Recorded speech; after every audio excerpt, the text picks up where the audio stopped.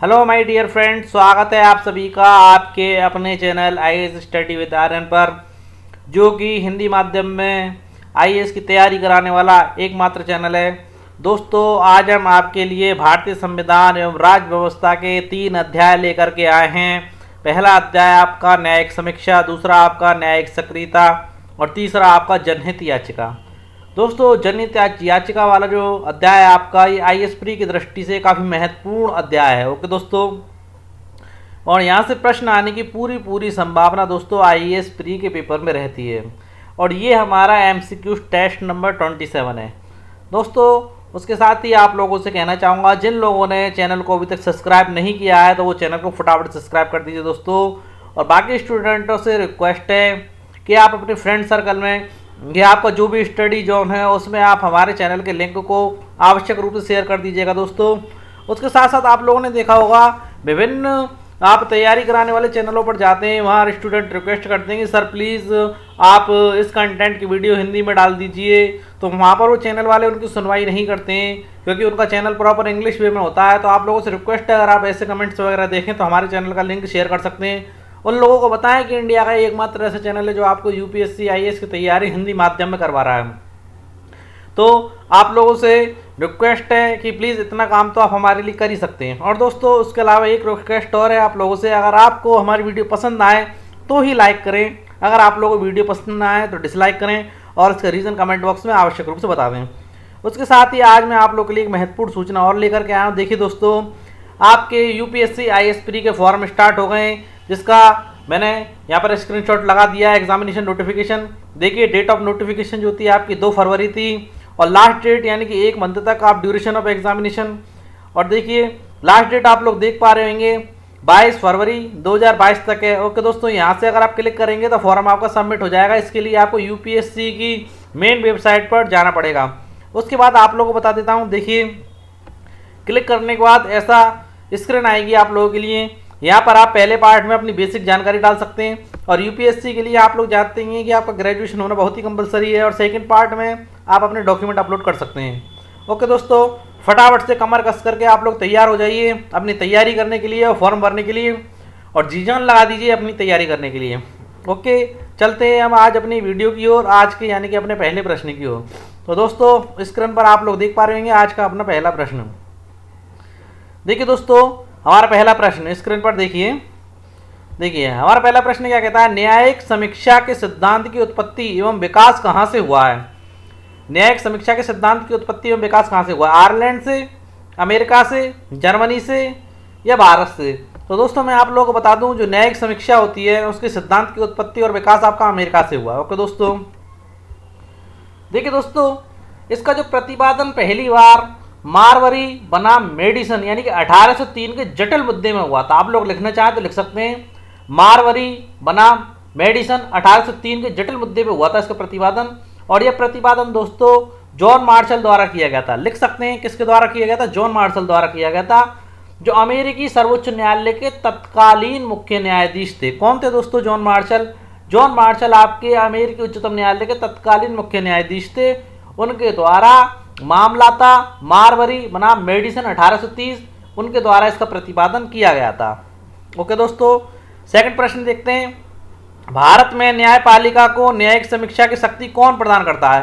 अब भारत के संदर्भ में बात की जाए कि भारत में न्यायपालिका को यानी कि हमारी कोर्ट को न्यायिक समीक्षा की शक्ति कौन प्रदान करता है, भारतीय संसद, उच्चतम न्यायालय, संविधान या निम्नलिखित में से कोई नहीं। तो दोस्तों, मैं आप लोगों को बता देता हूँ, हमारा भारतीय संविधान हमारी न्यायपालिका को न्यायिक समीक्षा की शक्ति प्रदान करता है। देखिए दोस्तों, संविधान स्वयं न्यायपालिकाओं को न्यायिक समीक्षा की शक्ति देता है। और देखिए, सर्वोच्च न्यायालय ने घोषणा कर रखी है कि न्यायिक समीक्षा की न्यायपालिका की शक्ति संविधान की मूलभूत विशेषता है। ओके दोस्तों, क्या है मूलभूत विशेषता है। आगे बढ़ते हैं अपने अगले प्रश्न की ओर। देखिए दोस्तों, आज का प्रश्न नंबर 3, न्यायिक समीक्षा के संदर्भ में निम्नलिखित में से कौन सा कथन गलत है। न्यायिक समीक्षा के संदर्भ में गलत कथन पूछ रहा है। तो देखिएगा दोस्तों, न्यायिक समीक्षा विधायी अधिनियमों एवं कार्यपालिका आदेशों की संवैधानिकता की जांच की न्यायिक शक्ति है। तो दोस्तों, न्यायिक समीक्षा से ही समझ में आता है कि हमें किसी चीज की वैधानिकता की जांच करनी है, तो जांच की शक्ति है दोस्तों, न्यायपालिका की जांच की शक्ति है। ओके दोस्तों, सेकंड पॉइंट देखते हैं, जो केंद्र सरकार पर लागू होता है राज्य सरकार पर लागू नहीं होता है। दोस्तों आप लोग थोड़ा सा भी कॉमन सेंस यूज करेंगे, अगर न्यायिक समीक्षा की जाएगी तो न्यायिक समीक्षा जरूरी है केंद्र द्वारा लागू किए गए निर्णयों की लिए जाएगी, वो तो राज्य द्वारा लागू किए गए निर्णय और आदेशों की भी न्यायिक समीक्षा की जा सकती है। तो आपका यहाँ पर सेकंड ऑप्शन गलत दे रखा है, क्योंकि दोस्तों न्यायिक समीक्षा आपकी केंद्र और राज्य दोनों सरकारों पर लागू होती है। किस पर लागू होती है? केंद्र और सरकार, केंद्र और राज्य सरकार दोनों पर। ओके, आगे बढ़ते हैं। परीक्षण उपरांत यानी कि जांच जो हो जाती है, जांच के उपरांत यदि पाया गया है कि उनसे संविधान का उल्लंघन होता है, किसी भी आदेश से या किसी भी कार्य से उल्लंघन होता है, तो उन्हें अवैध, असंवैधानिक यानी कानून के विरुद्ध या अमान्य घोषित किया जा सकता है और उन्हें सरकार लागू नहीं कर सकती। बिल्कुल दोस्तों, ये चीजें होती हैं। जो गलत था वो मैं आप लोगों को बता चुका हूं। आगे बढ़ते हैं अपने आज के अगले प्रश्न की ओर। देखिएगा दोस्तों, न्यायमूर्ति सैयद शाह मोहम्मद कादरी ने न्यायिक समीक्षा को निम्नलिखित में से किन कोटियों में वर्गीकृत किया है? तो दोस्तों किसकी बात की जा रही है? आपकी न्यायिक समीक्षा की। ये जज थे न्यायमूर्ति, इनका नाम था सैयद शाह मोहम्मद कादरी। इन्होंने न्यायिक समीक्षा को 3 कोटियों में विभाजित किया था। अब ये पूछ रहा है किन कोटि विभाजित नहीं किया है। तो दोस्तों देखिएगा, संविधान संशोधन की न्यायिक समीक्षा।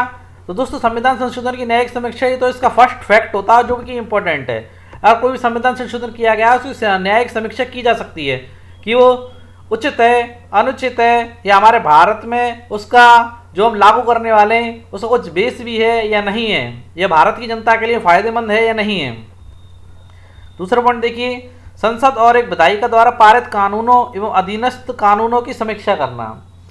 तो दोस्तों आप लोगों के लिए मैं बता देता हूं कि जब हमारी न्यायिक समीक्षा की जाएगी तो जरूरी नहीं है कि वो संसद के कानूनों की ना की जाए। संसद और उसकी विधायिका द्वारा जो भी कानून पारित किए जाते हैं उसकी भी समीक्षा की जाती है और अधीनस्थ कानूनों की भी समीक्षा की जाती है। पारित कानूनों की और अधीनस्थ कानूनों की दोनों की समीक्षा की जाती है।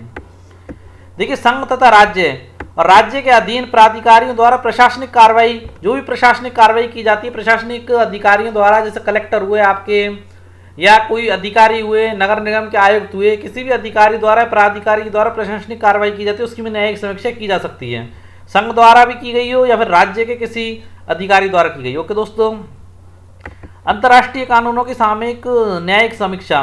तो दोस्तों मोहम्मद शाह कादरी ने ये 3 समीक्षाएं तो आप लोगों की बताई थी कि इन्हें 3 भागों में वर्गीकृत किया जा सकता है। एक तो संविधान संशोधन की, दूसरा संसद और विधायिकाओं द्वारा और राज्य और संघ के अधिकारियों द्वारा की गई। इन सारी चीज़ों की न्यायिक समीक्षा की जा सकती है, परंतु अंतर्राष्ट्रीय कानूनों की न्यायिक समीक्षा के संदर्भ में उन्होंने कुछ नहीं कहा, न इन्होंने इसे इस वर्गीकरण में शामिल ही किया है। ओके दोस्तों, तो प्रश्न के अनुसार आपका चौथा पॉइंट यहाँ पर गलत दिया गया है। अगला प्रश्न देखते हैं, निम्नलिखित में से किस संविधान संशोधन को सर्वोच्च न्यायालय द्वारा असंवैधानिक करार दिया गया था? तो दोस्तों न्यायिक समीक्षा के द्वारा ही एक ऐसा संविधान संशोधन था जिसे हमारे भारत की सर्वोच्च न्यायालय यानी सुप्रीम कोर्ट ने उसे असंवैधानिक यानी कानून के विरुद्ध करार दे दिया। तो कौन सा था वो? काफी महत्वपूर्ण और एक अच्छा प्रश्न है दोस्तों। 84वें संविधान संशोधन 2001 द्वारा, या 86वें संविधान संशोधन 2003 द्वारा, या 99वें संविधान संशोधन 2014 द्वारा, या 92वें संविधान संशोधन 2003 द्वारा। तो दोस्तों इस प्रश्न का उत्तर मैं आप लोगों को बता देता हूँ, 99वें संविधान संशोधन 2014 को। देखिए दोस्तों, 99वें संविधान संशोधन 2014 को न्यायिक समीक्षा के द्वारा हमारे सर्वोच्च न्यायालय द्वारा असंवैधानिक करार दिया जा चुका है। और दोस्तों 99वें संविधान संशोधन के साथ ही एक चीज और थी, राष्ट्रीय न्यायिक नियुक्ति आयोग।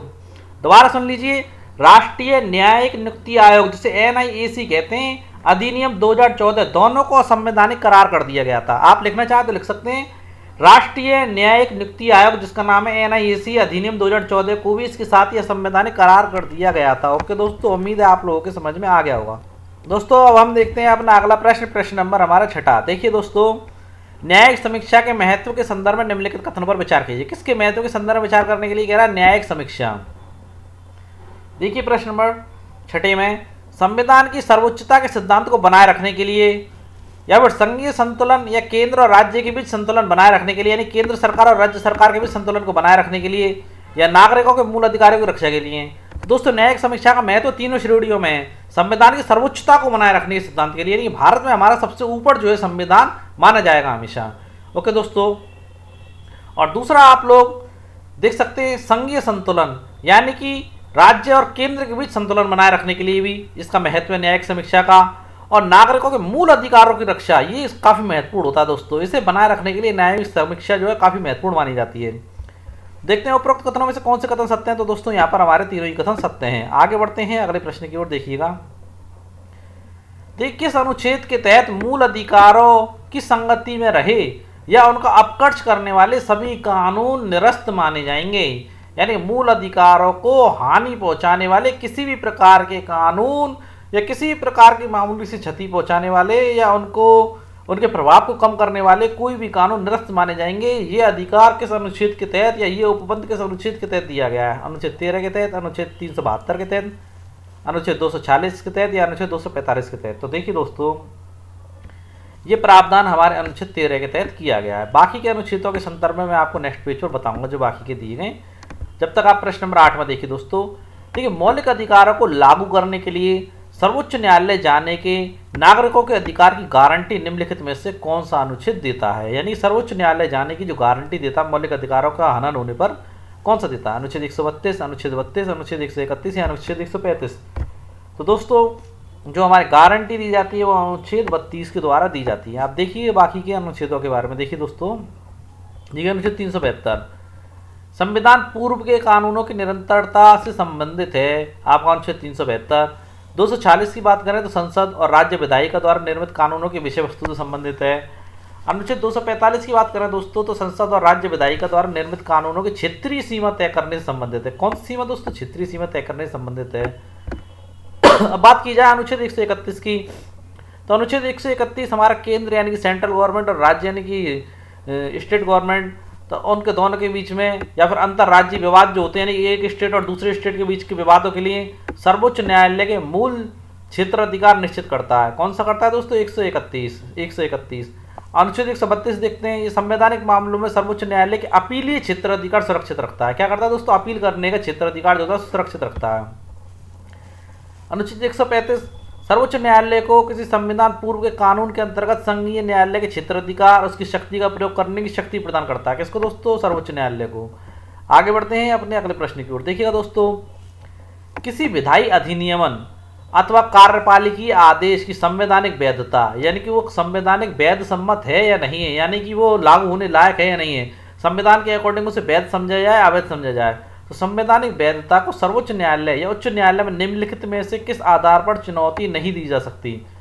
तो दोस्तों कुछ ऐसे आधार हैं जिनके आधार पर किसी विधायी अधिनियम को या कार्यपालिकाई आदेश को हम चुनौती दे सकते हैं, पर इन ऑप्शनों में एक ऐसा ऑप्शन दे रखा है जिसके आधार पर हम चुनौती नहीं दे सकते। देखिए दोस्तों, ये मौलिक अधिकारों का उल्लंघन करता है। यदि कोई भी अधिनियमन या कार्यपालिकीय जो आदेश है मौलिक अधिकारों का उल्लंघन करता है तो उस संवैधानिक वैधता को उसकी संवैधानिक वैधता को उच्चतम न्यायालय में चुनौती दी जा सकती है दोस्तों। ओके दोस्तों, यानी कि हमारा पहला ऑप्शन यहाँ पर जो दिया गया है बिल्कुल सही दिया गया है। अगला देखते हैं, यदि कोई कानून अधिनियम या कार्यपालिकीय आदेश प्राधिकारी की सक्षमता से बाहर का है जिसने इसे बनाया है, यानी कि बनाने वाले अधिकारी को जो पावर थी कलेक्टर को बनाने की पावर थी उस कानून को और बना दिया एसडीएम ने। तो एसडीएम दोस्तों छोटी पोस्ट होती है कलेक्टर से, एसडीएम ने बना दिया पावर थी कलेक्टर की पोस्ट के पास, तो उसने एसडीएम ने बनाया है तो उसकी क्षमता से बाहर का बनाया गया है तो उसे भी रद्द किया जा सकता है। ओके दोस्तों, ये संवैधानिक प्रावधानों के प्रतिकूल है, यदि यानी कि अगर वो संविधान के अंदर जो प्रावधान दिए गए उसके लिए प्रतिकूल है यानी कि उसके विपरीत जाता है तो भी उन्हें दोस्तों कैंसिल किया जा सकता है, चुनौती दी जा सकती है। ओके दोस्तों, ये संसद के अधिकारों के प्रतिकूल है। तो दोस्तों संसद के अधिकारों के प्रतिकूल इस प्रकार का कोई ऑप्शन दिया ही नहीं गया है। इन तीनों आधारों पर, अगर इन तीनों आधारों पर कोई भी अधिनियम या कार्यपालिकीय आदेश खरा नहीं बैठता है तो इन तीनों आधारों पर सर्वोच्च न्यायालय में उसे चुनौती दी जा सकती है। ओके दोस्तों, यानी कि यहाँ पर आपका ऑप्शन चौथा गलत है। आगे बढ़ते हैं, देखिए दोस्तों 10वें नंबर का प्रश्न, वर्तमान में नवी अनुसूची में कितने अधिनियमन व विनियमन हैं? वर्तमान में नवी अनुसूची में कितने अधिनियमन एवं विनियमन हैं?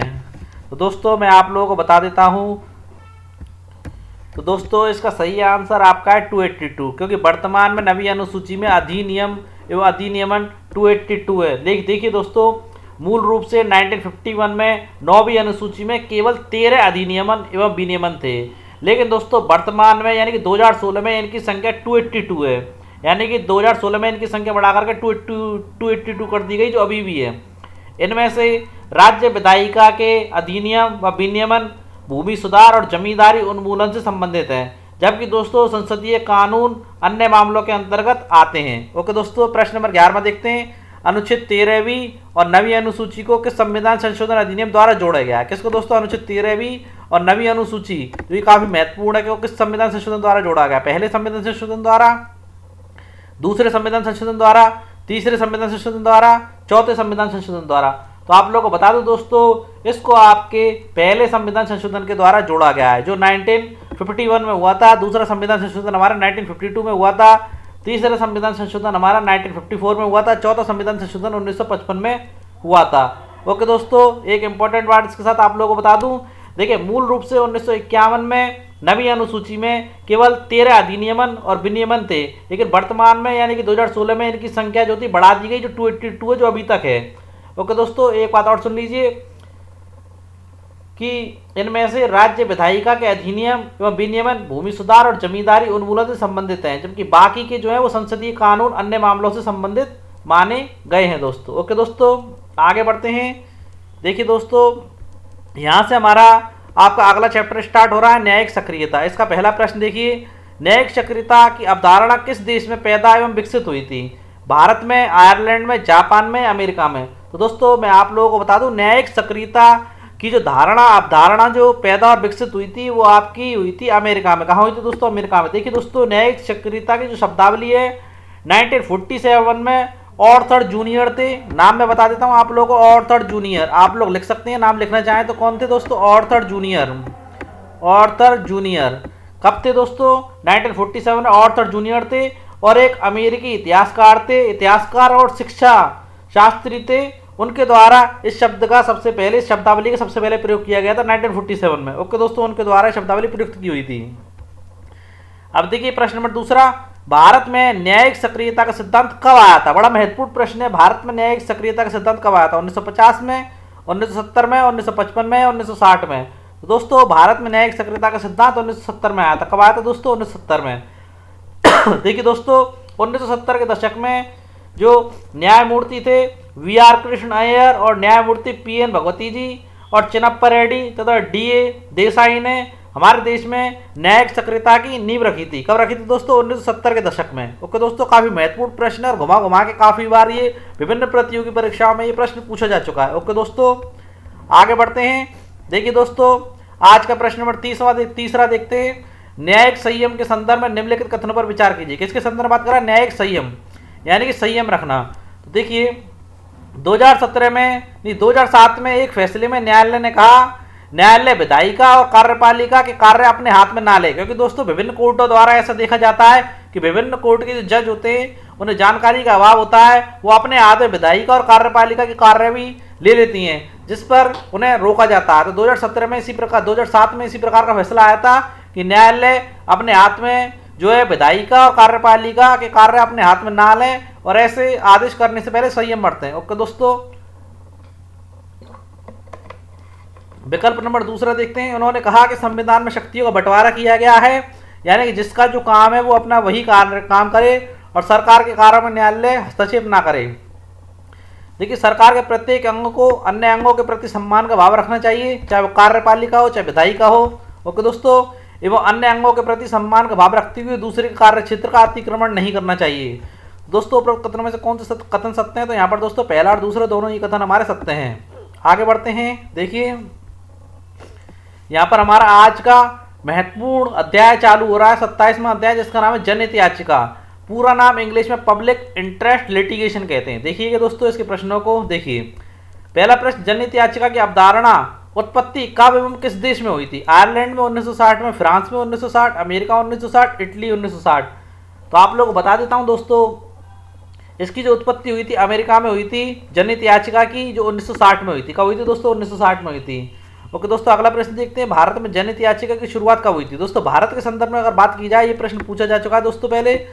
भारत में जनहित याचिका की शुरुआत कब हुई थी? 1960 के दशक के मध्य में, या 1970 के दशक के मध्य में, या 1980 के दशक के मध्य में, या 1990 के दशक के मध्य में? तो दोस्तों भारत में जनहित याचिका की शुरुआत 1980 के दशक के मध्य में हुई थी। देखिए दोस्तों, भारत में जनहित याचिका या आईपीएल सर्वोच्च न्यायालय की न्यायिक सक्रियता का एक उत्पाद है। ओके दोस्तों, इसकी शुरुआत 1980 के दशक में हुई थी। आगे बढ़ते हैं अगले प्रश्न की ओर। देखिए दोस्तों, जनहित याचिका को निम्नलिखित नामों में से किस नाम से नहीं जाना जाता? Social action litigation, social interest litigation, classic action litigation या प्रॉपर इंटरेस्ट लिटिगेशन। तो दोस्तों प्रॉपर इंटरेस्ट लिटिगेशन के नाम से नहीं जाना जाता इसको, बाकी के जो ऊपर तीनों नाम दे रखे हैं उन नामों से जाना जाता है। प्रॉपर की जगह पर यहाँ पर क्या आ जाता है, पब्लिक इंटरेस्ट इलिगेशन, यानी कि PIL क्या आता है, पब्लिक इंटरेस्ट इलिगेशन। अगर बात की जाए सोशल एक्शन लिटिगेशन, तो सोशल एक्शन लिटिगेशन को SAL के नाम से भी जाना जाता है, शॉर्ट रूप में SAL भी कह देते हैं। क्या कह देते हैं दोस्तों, सेल भी कह देते हैं, जिसका हिंदी में नाम होता है सामाजिक क्रिया याचिका। और दोस्तों सोशल इंटरेस्ट लिटिगेशन को सॉल भी कह देते हैं, SOL, इसका हिंदी में नाम है सामाजिक हित याचिका।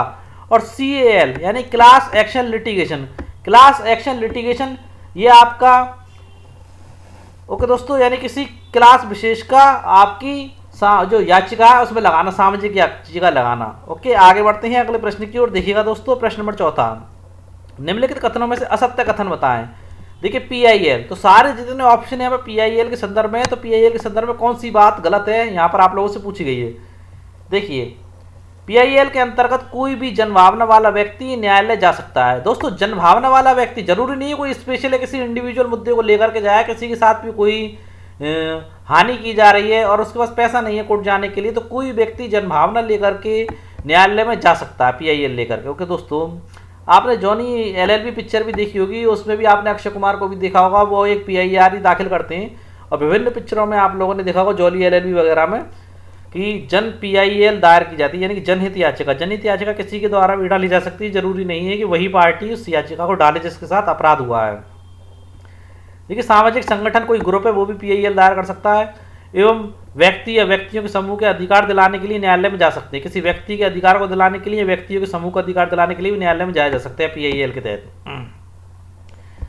तीसरा विकल्प देखिए, इसके अनुसार केवल वही व्यक्ति संवैधानिक उपचार के लिए न्यायालय में जा सकता है जिसके अधिकारों का हनन हुआ है। तो दोस्तों जब ऊपर कहा जा रहा है कि जनभावना वाला व्यक्ति भी न्यायालय जा सकता है, कोई सामाजिक संगठन भी जा सकता है, तो दोस्तों ये पॉइंट तो आपको बिल्कुल ही गलत हुआ है कि वही व्यक्ति संवैधानिक उपचार के लिए न्यायालय में जा सकता है जिसके अधिकारों का हनन हुआ है।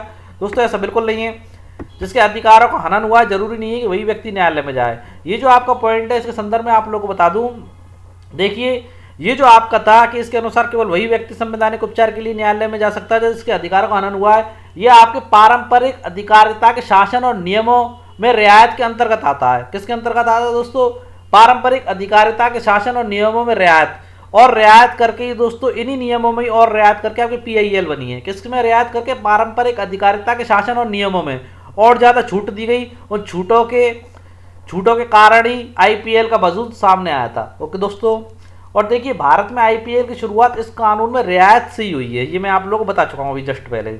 अब देखिए पॉइंट नंबर 4, IPL में एक व्यक्ति नहीं, PIL में एक व्यक्ति अपनी पर्याप्त रुचि के बल पर ही अन्य व्यक्तियों के अधिकार दिलाने तथा एक आम शिकायत दूर करने के लिए न्यायालय जा सकता है। बिल्कुल दोस्तों, कोई भी आम शिकायत दूर करने के लिए या अन्य व्यक्तियों को उनके अधिकार दिलाने के लिए PIL दायर की जा सकती है। ओके दोस्तों, आगे बढ़ते हैं। देखिए अब देखिए महत्वपूर्ण चीज लगाई है मैंने, सर्वोच्च न्यायालय ने PIL को इस प्रकार परिभाषित किया है। किस प्रकार, देखिए दोस्तों सर्वोच्च न्यायालय ने PIL को किस प्रकार परिभाषित किया, आप देखिए, एक विधि यानी कि कानून न्यायालय में सार्वजनिक हित यानी कि सामूहिक रूप से सबके हित के लिए, अथवा सामान्य हित यानी कि जनरल किसी इंडिविजुअल हित के लिए, जिसमें जनता का या किसी समुदाय का या किसी वर्ग का आर्थिक हित हो यानी कि पैसों का, अथवा ऐसा कोई हित जुड़ा हो जिसके कारण से कानूनी अधिकार, यानी कि जरूरी नहीं है कि इकोनॉमिकली हित हो उसका, कोई ऐसा हित भी जुड़ा हो जिसके कारण से कानूनी अधिकार या उसके दायित्व प्रभावित हो रहे हो और उनका हनन हो रहा हो, ऐसे किसी भी मामले में कानूनी कार्रवाई शुरू करना आपका क्या कहलाता है, PIL कहलाता है। ये कौन कह रहा है दोस्तों, हमारे भारत की सर्वोच्च न्यायालय कह रही है, यानी कि सुप्रीम कोर्ट कह रहा है। ओके दोस्तों, आगे बढ़ते हैं। देखिए दोस्तों प्रश्न नंबर 5वां, PIL के वास्तविक उद्देश्य के संदर्भ में निम्नलिखित कथनों पर विचार कीजिए। यानी PIL का वास्तविक उद्देश्य क्या होता है, कानून के शासन की रक्षा करना, जिससे दोस्तों लोकतांत्रिक समाज में हमारा कानून कॉन्स्टिट्यूशन स्वतंत्र रूप से सांस ले सके और किसी के खिलाफ कोई गलत निर्णय ना किया जा सके।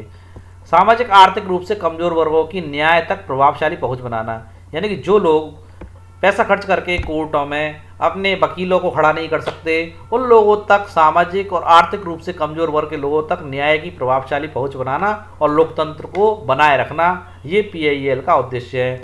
और मौलिक अधिकारों का सार्थक रूप से प्राप्त करना, यानी मौलिक अधिकारों का कोई हनन ना हो भारत में, इन सभी उद्देश्यों के साथ भारत में PIL की शुरुआत की गई थी। ओके दोस्तों, तो यहाँ देखेंगे तो उपरोक्त सभी सत्य है हमारे कथन। आगे बढ़ते हैं। देखिए दोस्तों, 1998 में सर्वोच्च न्यायालय ने PIL के रूप में प्राप्त याचिकाओं पर कार्रवाई के लिए कुछ दिशा निर्देशों को सूत्रित किया। इन दिशा निर्देशों में संशोधन कब किया गया था? 2000 में किया गया था, 2003 में किया गया था, 2005 में या 2007 में? बड़ा इंपॉर्टेंट क्वेश्चन है दोस्तों। तो मैं आप लोगों को बताना चाहूँगा, जो संशोधन किया गया था दोस्तों वो 2007 में किया गया था। कब किया गया था? 2007 में। अगला प्रश्न देखते हैं। जनहित याचिका संविधान के किस भाग एवं किससे संबंधित है? बड़ा मोस्ट क्वेश्चन है दोस्तों, इंपॉर्टेंट। जनहित याचिका संविधान के किस भाग एवं किससे संबंधित है? संविधान के भाग दूसरे से या न्यायिक समीक्षा से, संविधान के भाग तीसरे और न्यायिक सक्रियता से, संविधान के भाग चौथे और न्यायिक हस्तक्षेप से, संविधान के भाग पाँचवें और न्यायिक पवित्रता से? तो दोस्तों मैं आप लोगों को बता देता हूँ, जो जनहित याचिका है वो हमारी संविधान के भाग आपके तीसरे और न्यायिक सक्रियता से संबंधित है। कैसे संबंधित है? संविधान के भाग तीसरे और न्यायिक सक्रियता से संबंधित है, यानी कि यहाँ पर हमारा ऑप्शन सेकंड बिल्कुल सही है। प्रश्न नंबर अगला देखते हैं, देखिएगा। देखिए दोस्तों, प्रश्न नंबर 8वां, भारत में जनहित याचिका सर्वप्रथम किस मामले में स्वीकार की गई थी? बड़ा महत्वपूर्ण प्रश्न दोस्तों। भारत में जनहित याचिका सर्वप्रथम किस मामले में स्वीकार की गई थी?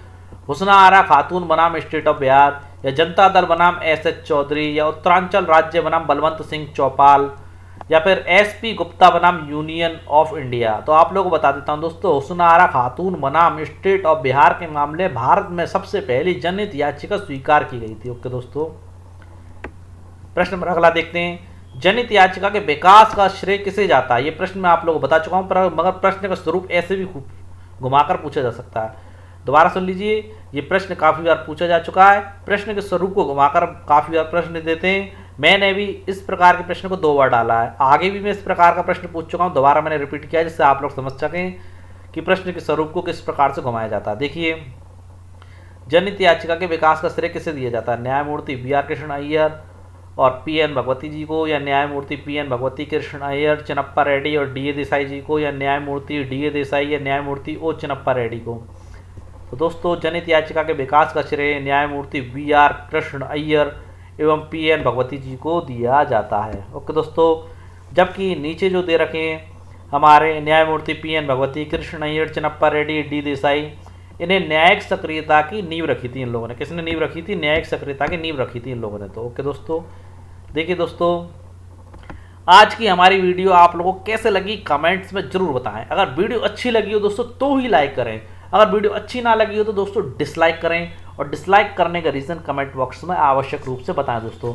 उसके साथ ही दोस्तों आप लोगों से रिक्वेस्ट है, जो स्टूडेंट अदर चैनल के वीडियोस देखते हैं और कमेंट भी करते हैं दोस्तों, तो दोस्तों वहाँ पर आप लोगों ने काफ़ी देखा होगा कि वहाँ पर स्टूडेंट नीचे कमेंट करते हैं कि सर हमारे लिए हिंदी में वीडियो डाल दीजिए, या इस वीडियो का हिंदी में ट्रांसलेट करवा दीजिए। तो दोस्तों आप लोगों से रिक्वेस्ट है, आप अगर कहीं पर भी ऐसे कमेंट देखें तो आप वहाँ पर हमारे चैनल का लिंक डाल सकते हैं।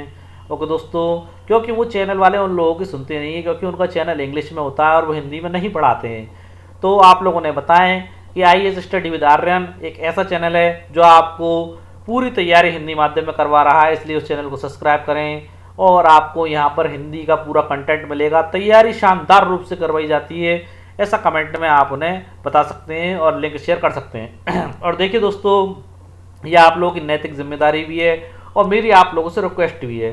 देखिए, हम आप लोगों के लिए इतनी मेहनत कर रहे हैं तो आप लोग हमारे लिए इतना तो कर ही सकते हैं। ओके दोस्तों, और दोस्तों मैंने ज़्यादातर देखा है कि विभिन्न चैनल्स पर स्टूडेंट IAS की हिंदी में तैयारी करवाने के लिए बोलते हैं, तो ऐसे स्टूडेंटों को ज़रूर बताएं कि IAS स्टडी विद आर्यन आपको IAS की पूरी तैयारी हिंदी में करवा रहा है। ओके दोस्तों, उम्मीद है आप लोग हमारा सहयोग करेंगे और हम ऐसी अच्छी अच्छी वीडियोस आप लोगों के लिए लेकर के आएंगे। और देखिए, फॉर्म स्टार्ट हो गए, आप लोग अपने फॉर्म भरें और तैयारी में दृढ़ संकल्प के साथ लग जाएं। ओके दोस्तों, कल फिर मिलते हैं अपनी एक ऐसी अच्छी सी वीडियो के साथ। तब तक के लिए जय हिंद दोस्तों।